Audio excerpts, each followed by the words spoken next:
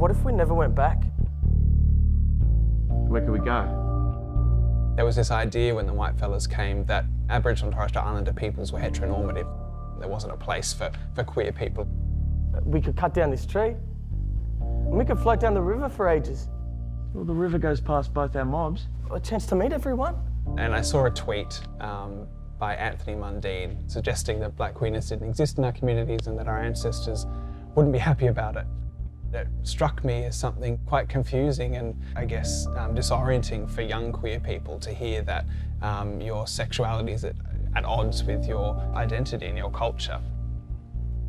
I really wanted to write a play that, I guess, diagnosed the point at which this idea became pervasive here in Australia, and also fill in the gap and actually write a queer love story to contribute to those that weren't able to be told or able to be written over the last few hundred years. I call it the Yella Tree. Everyone calls it the Yella Tree. It's literally what our mobs have called it. Yeah, but I came up with the idea first. Good night, Nettie. I actually did. Good night, Nettie. I did. Go to sleep. Whitefella Yella Tree is a play about two boys who meet under a strange tree bearing this odd yellow fruit. Ty and Nettie are two teenage boys who meet with a very important job. They're there to exchange information about the Whitefellas who are newly arrived. They started to cut down trees, and they've been putting plants in the ground, plants we've never seen before. They start off as friends and kind of connect over teenage one-upmanship, and that friendship soon turns to romance. With the encroaching Whitefellas moving on to their country, they start to doubt their relationship. Religion and morality are introduced, and it starts to infect the way that they see each other. Say, hello, we're off for a float. Dylan's written it in a way that it exists in the parallel of 200 years ago and now, which is really empowering because it's not a history play, it's set in a historical context, but it's normalising those relationships now as well. My aunties would love you. You reckon? They'd ask you heaps of questions and make you lift things. It's just what they do.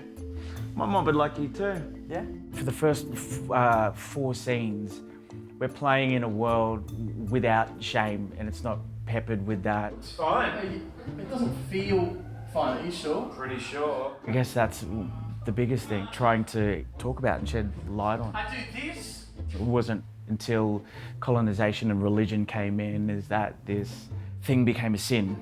Queer people have always had a role in many Aboriginal and Torres Strait Islander communities. Obviously they differ between communities, but you know, you just have to look up towards the Torres Strait and that there are roles for queer people, you know, and acceptance that there are several genders and identities.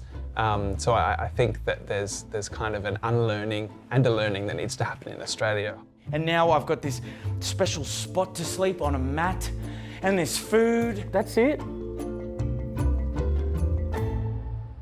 This play was kind of triggered by a tweet and conversations that were happening on social media a few years ago, but also by this image I had of a tree growing on a hill.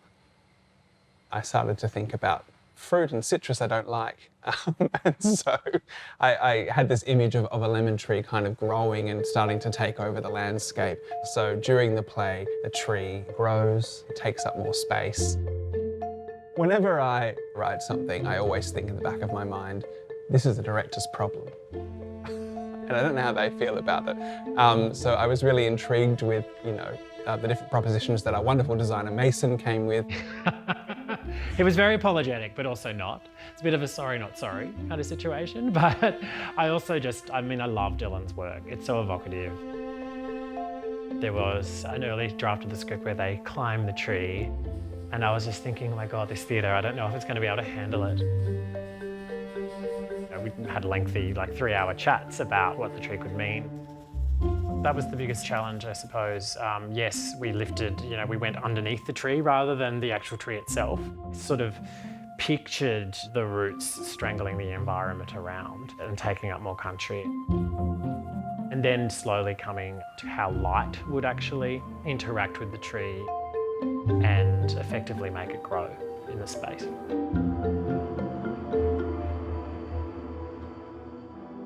The queer mob who have read the script, I forced them to do it, to have a look at the script, have, I guess, responded with excitement that Black queerness is being represented.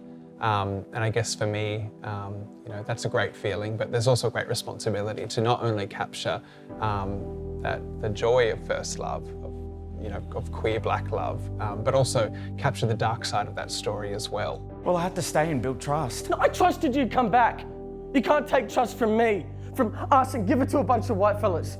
Well, we get to be a voice for those people who came before us, who were persecuted and kicked out, beaten on, to just say, hey, this world that we've been living in isn't right. We need to change it.